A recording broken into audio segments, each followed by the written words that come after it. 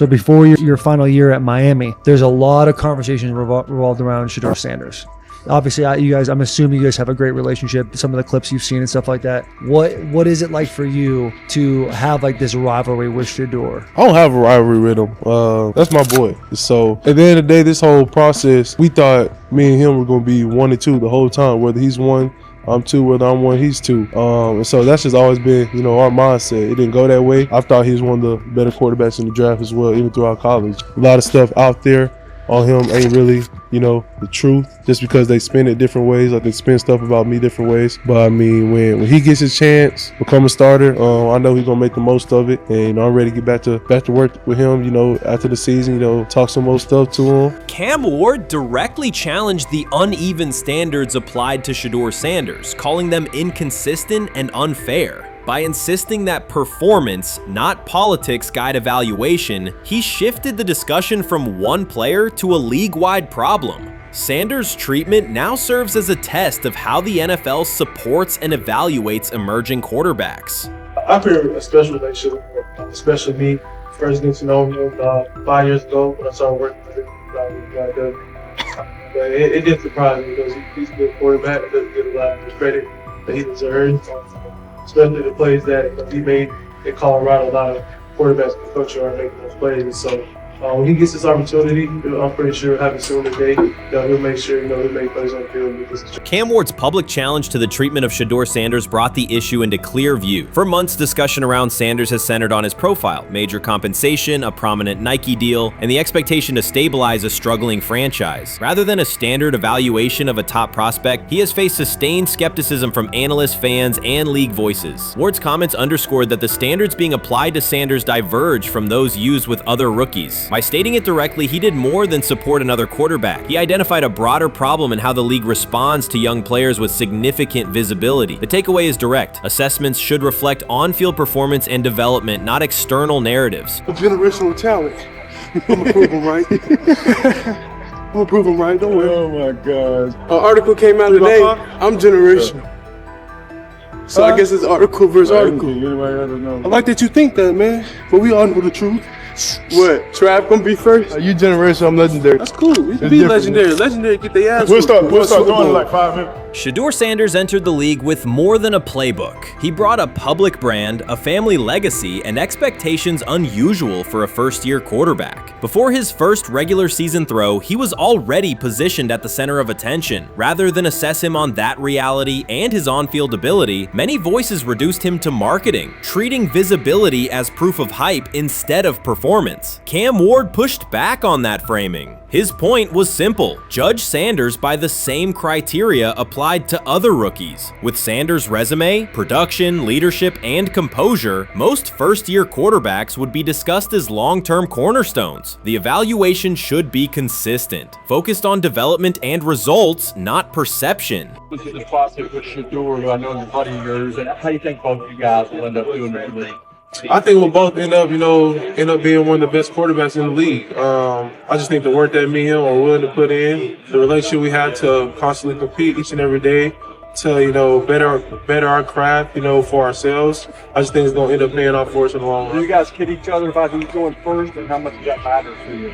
Yeah, we play around, we joke around with it. Really don't mean nothing. The draft pick will never mean anything. At the end of the day, you got to show whether you can prove each and every Sunday. You can't just do it 1 year. Disrespect shows up in two patterns. First, Shedeur Sanders is repeatedly framed through his father, Deion Sanders, as if lineage erases his own work. Discussion drifts to pedigree instead of what the film shows. Second, his visibility is treated with suspicion. His audience reach, partnerships, and ability to lift ratings are labeled hype rather than recognized as value. Instead of acknowledging that he drives demand and expands the stage for his team, critics call it an unfair edge. The result is a skewed evaluation. Star power is held against him while on-field production gets pushed aside. The standard should be consistent. Assess the tape and the development, not the last name or the attention it brings. Well, Ward were microfacts. Cam Ward's remarks went beyond defending Shedeur Sanders. They confronted how the league manages star power. The reality is simple. The NFL markets visibility, but resists it when a player doesn't follow the expected script. Rookies are supposed to be quiet, deferential, and grateful for limited leverage. Sanders arrived with leverage, brand reach, major endorsements, and confidence. And that presence was recast as entitlement. Instead of treating those factors as earned advantages, much of the commentary used them to diminish him. Ward called out that contradiction. The same influence the league sells to audiences is criticized when a young player exercises it. His point is a standards problem, not a personality dispute. Evaluate Sanders on his preparation, leadership, and results. Don't penalize him for having a platform or for using the leverage that the modern NFL itself helps create.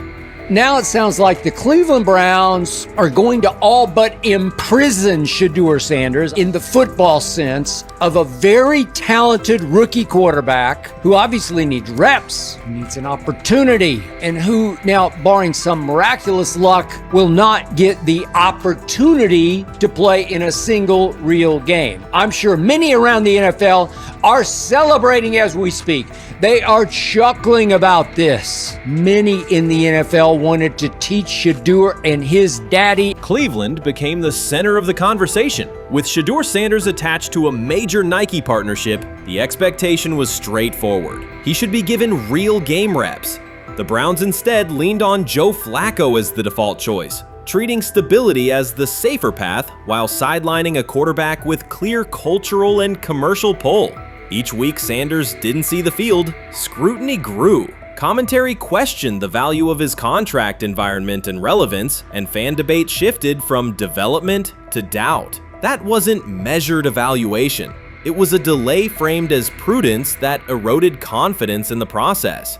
Cam Ward reset the terms of the debate. He pointed to an uneven standard. When veterans or other young players secure significant endorsements, it's considered smart business. When Sanders does it at scale, it's recast as ego or hype. Even the scope of his off-field agreements became ammunition against him rather than evidence of market demand. Ward's position is simple. Use one standard.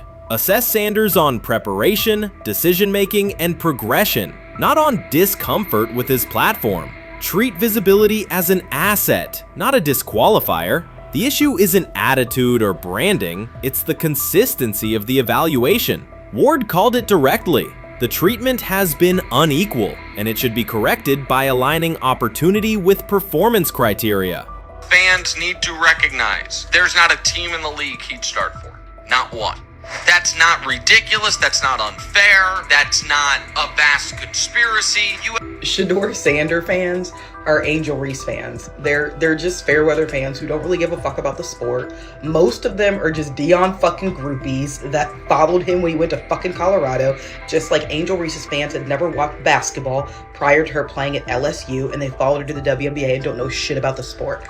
That's it. Now Dion fucking groupies are running around acting like, oh, this is payback to his dad. The timing is pivotal. Shedeur Sanders isn't trying to blend into the league's background. He's shaping the agenda. He drives debate segments, fuels short-form highlights, and moves merchandise at a pace most rookies never approach. By the metrics that define modern attention, he is the draw. Yet, a segment of observers continues to undercut him, not because of shortcomings on tape, but because of discomfort with how prominent he already is. Cam Ward put words to what many could see. Coverage around Sanders has been filtered through reaction to his visibility, rather than a clear read of his performance and growth. The market has already weighed in. Demand is real, not manufactured. Nike's record-level rookie endorsement aligned with that reality, signaling long-term value and cultural reach. This exposes a core contradiction. The NFL depends on star power to sell tickets, fill stadiums, and boost ratings, but it resists stars who set terms on their own. Visibility is celebrated until a player exercises it. The fix is straightforward. Apply one standard. Evaluate Sanders on preparation, decision-making, and results, and treat his platform as the asset it is. If the league benefits from his presence, its evaluation practices should reflect that same same reality, consistently and without penalty for scale.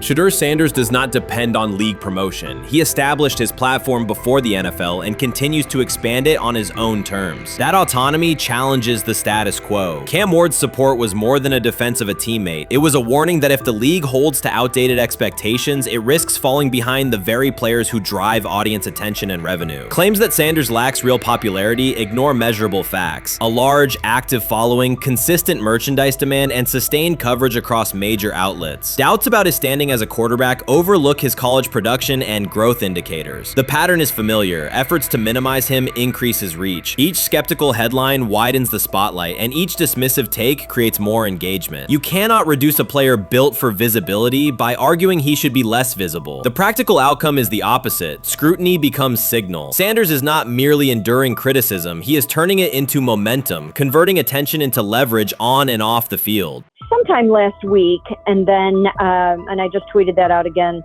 this morning, and then today the Joe Flacco one got posted. So running through this, and then of course we'll still have Dylan will be next, and then Shedeur will come last. As training camp nears, Mary Kay Cabot is providing straightforward analysis of the Cleveland Browns quarterback competition. The starter has not been named, but she has moved away from her earlier skepticism of Shedeur Sanders and now acknowledges his talent and potential. Cabot explained that if Joe Flacco is chosen to start week 1, it will mean he is the most prepared to play immediately. This approach would also give younger quarterbacks such as Kenny Pickett time to adjust, refine their skills, and maximize their potential while Flacco handles the early workload. She added that a Flacco start would not prevent Sanders from earning the position later in the season. The depth chart remains flexible, and Sanders' continued development could put him in line for an opportunity as circumstances evolve. Cabot also noted that Pickett could win the job for week 1, but he must demonstrate he can integrate smoothly with the offense and perform reliably under pressure. The Browns want a leader who can control the huddle, execute plays efficiently, and maintain composure.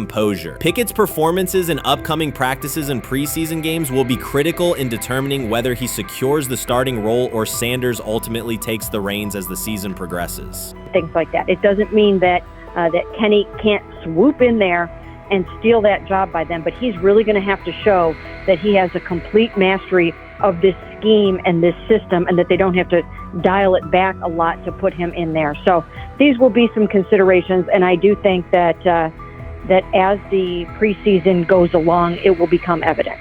Mary Kay Cabot recently stated that Shedeur Sanders is ready, and the Cleveland Browns are monitoring him closely. After a strong showing during organized team activities and minicamp, Sanders has made notable strides in his development. With continued progress, he is expected to return to the field prepared to contribute meaningfully. The Browns coaching staff is tracking his growth, and anticipation about his long-term role is increasing. Cabot added that if Sanders maintains this trajectory and continues to demonstrate poise within the team, he will have a legitimate chance to earn the starting quarterback job. Each practice rep strengthens his case, reinforcing the possibility that his development could benefit both the player and the organization. As Sanders impresses, discussion about his future in Cleveland becomes more compelling. Cabot also emphasized Sanders' advanced understanding of the offense. She noted that his football IQ appears in every drill and that he seems ready to execute the Browns system at full speed. His ability to process defenses quickly and make decisive reads distinguishes him from his peers. With the appropriate opportunity, Cabot believes Sanders could become a genuine difference maker for the Browns. One area Cabot highlighted is Sanders' command of pre-snap adjustments. His capacity to diagnose defensive fronts and communicate changes gives him an edge and reflects high football intelligence. If he translates those reads into consistent connections with his playmakers, he could elevate the Browns' offense significantly. By comparison, Cabot said quarterback Dylan Gabriel is still refining his grasp of complex terminology and play calling. While Gabriel possesses upside, Sanders' comfort with intricate concepts and his ability to manage tight pockets under pressure give him a clear advantage at this stage. Gabriel must sharpen those elements to compete at Sanders' level. Cabot previously reported that Sanders had already earned first-team practice snaps ahead of Gabriel. Her latest update confirms that Sanders is now approved as the Browns' starting quarterback, solidifying the organization's commitment to him as QB1. Expectations are high, and his response to the challenge will be closely watched throughout training camp and preseason. Cabot further noted that head coach Kevin Stefanski authorized Sanders to take expanded first-team reps beginning next month. This milestone underscores Sanders' readiness and the coaching staff's confidence confidence in his progress. As the regular season approaches, Sanders aims to cement his status as the starter, and the competition for that position is intensified. Though Sanders leads the race, Kenny Pickett remains in contention. Cabot stressed that Pickett must prove he can integrate seamlessly with the offense and perform consistently under pressure. His performance over the next several weeks will determine whether he can challenge Sanders for the starting role.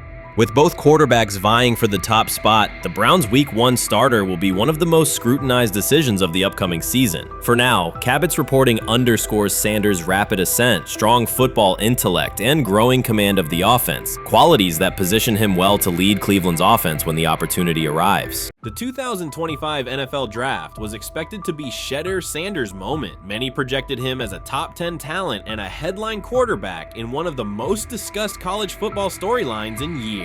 Instead of walking across the stage on the first night, he waited through 3 days without a call. There was no celebration, only silence. When the phone finally rang at pick no. 144 in the 5th round, it was the Cleveland Browns. With that selection, the financial outlook changed dramatically. The Sanders family believes this was not a typical draft slide, but the result of coordinated action. They are pursuing a $100 million lawsuit alleging collusion across parts of the league. In the months before the draft, Sanders was consistently discussed among the top quarterbacks in the class. Television and digital analysts praised his poise, accuracy, leadership, and command. Scouts highlighted a 74.1% completion rate, record-setting stretches at Colorado, and his rise from an HBCU star to a national figure. Consensus expectations placed him in the first round or early second. Draft night unfolded differently. As picks accumulated, there was little indication that his name would be called. The atmosphere at his private gathering shifted from anticipation to doubt. When the Browns selected him late on day 3, projections for his first contract dropped from an estimated range in the mid-$30 million to approximately $4.6 million, with corresponding reductions in likely endorsements and long-term positioning. According to Deion Sanders and others close to the family, this was not about performance, injury, or conduct. They argue it was coordinated. Attorneys were contacted immediately. The allegation is straightforward. Sanders' value was suppressed intentionally. The family's position is that this was a calculated decision within parts of the league, not an isolated set of evaluations. The legal claims focus on communications that, if authenticated, could be significant. Internal emails, text messages, and owner-to-owner conversations. The family's representatives contend that these materials show a deliberate effort to avoid drafting Sanders in early rounds based on perceived image concerns rather than football merit. One message reportedly under review framed the decision in branding terms. Drafting Shedeur would mean inheriting the Prime brand. The complaint asserts that this view led some teams to discourage others from selecting him unless necessary, not for film-based reasons, but to avoid perceived attention and external pressure tied to his family's profile.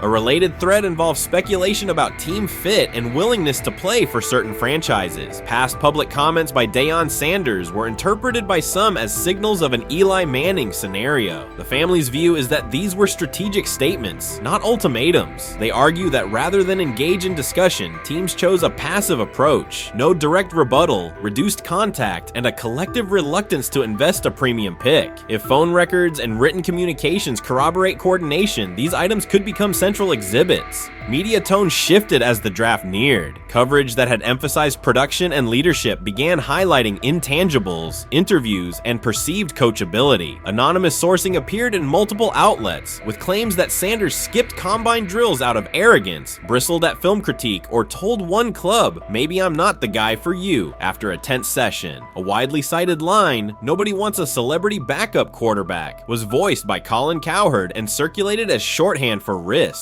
The Sanders legal position is that these narratives did not arise organically, but reflected a coordinated leak pattern that undermined his market value. The family's contention is that this was primarily about control and compliance rather than football ability. They point out that Sanders did not fail a drug test, was not suspended, and did not produce poor athletic testing. His college resume included elite stretches and significant program elevation at 2 stops. The legal claim asserts that the league's power structure resisted a high-profile player aligned with a high-profile parent coach and an independent media presence. The allegation is that teams sought to avoid the perceived complexity that would come with selecting him early. The financial impact is a core component of the damages claim. Had Sanders been selected late first or early second round, projected 4-year compensation would likely have fallen between $30 to $35 million, with immediate access to higher tier endorsement opportunities and the brand leverage that accompanies a franchise quarterback designation. As a 5th round pick, the initial contract value is a fraction of that total, and associated off-field opportunities are typically narrower. The suit reportedly seeks not only lost salary, but also the broader economic value linked to draft position, sponsorships, licensing, and the visibility that accelerates an early career trajectory.